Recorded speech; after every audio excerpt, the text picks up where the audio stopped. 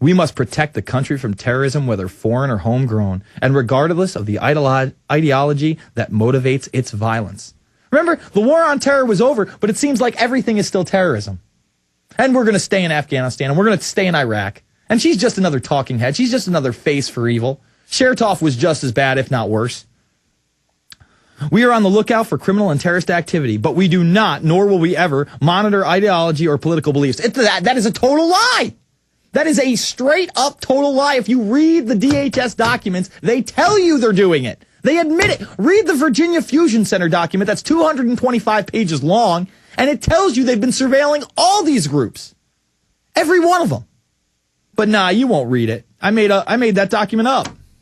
I mean, we must have made that up. We take seriously our responsibility to protect the civil rights and liberties of the American people, including subjecting our activities to rigorous oversight from numerous internal and external sources. I am aware of the letter from American Legion National Commander Renbin, and my staff has already contacted him to set up a meeting next week once I return from travel. I will tell him face to face that we honor veterans at DHS and employ thousands across the department, up to and including the deputy secretary. Yeah, except for the ones that might actually challenge your belief systems, the ones that know the truth, the ones that believe in the Constitution and Bill of Rights and the oath they took to protect it against enemies, foreign and domestic. It's the Infowarrior. We'll be back after this. All right, folks, we are back. Next segment, we are going to go to Jeff, Aaron, Steven, and Joseph for the e-cigarette contest. We could be covering current events. We could be covering my films. We could be covering Alex's films. Anything out there. It's really going to be the Jeopardy of the info war. But we have another caller who is not interested in any of the e-cigarette business. Let's go to Josh in Tennessee. Josh, what's on your mind? Hey, Jason. How's it going, man? Good, man.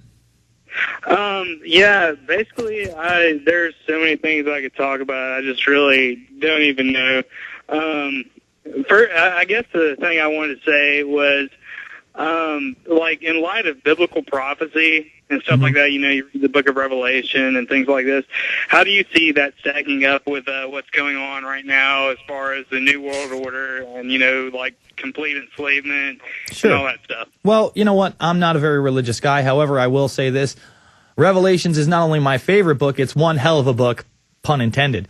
You know, there seems to be a lot of parallels out there. You know, I would be a fool to say that some of the things listed in there, such as the mark of the beast, the fact that the people that actually rule the world pose as Christians, but are actually into the occult, the fall of Babylon, all this stuff, wars, all these things do seem to coincide with the book of Revelations. However, I take a more secular approach on all religion in general. I mean, I'm not here to say what I know because I don't know. All right, you know what I'm saying? I'm not a preacher. I'm not a pastor. I grew up Christian.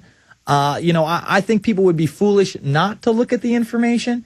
And I would encourage people who are actually Christians out there to, you know, actually embrace a Christian philosophy, and that's love thy neighbor. That's everybody, whether you agree with them or disagree with them.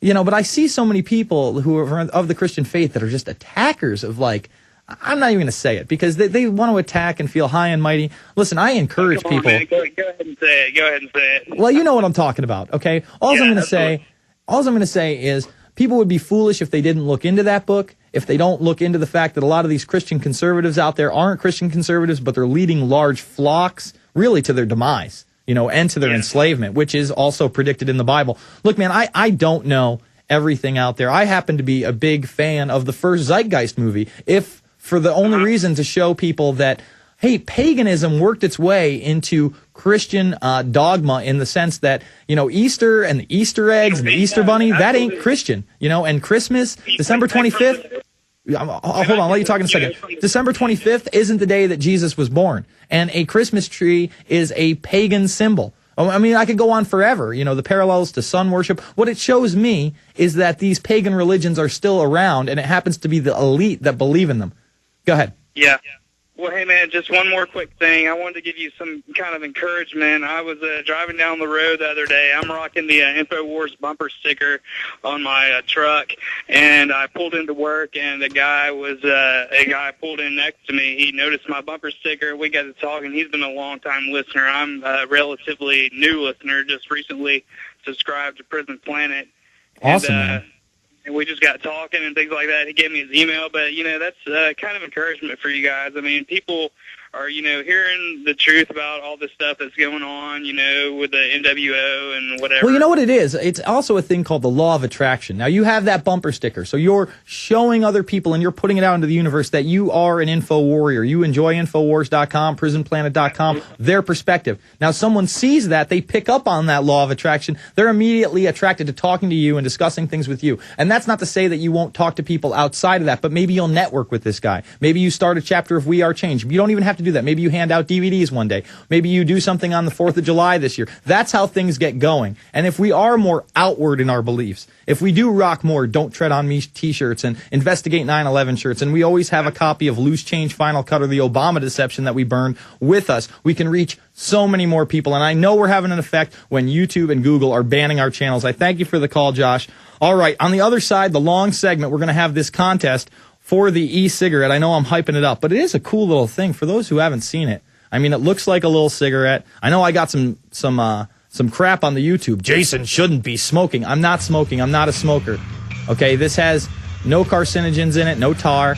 It has the nicotine. I'm not saying it's 100% great for you, but it's a way for you to actually quit smoking or smoke inside and get your fix. I mean, if you live in New York, it's cold during the winter. You don't want to leave that bar. We'll be back after this. It's the Info Warrior with Jason Bermas, PrisonPlanet.tv, Infowars.com.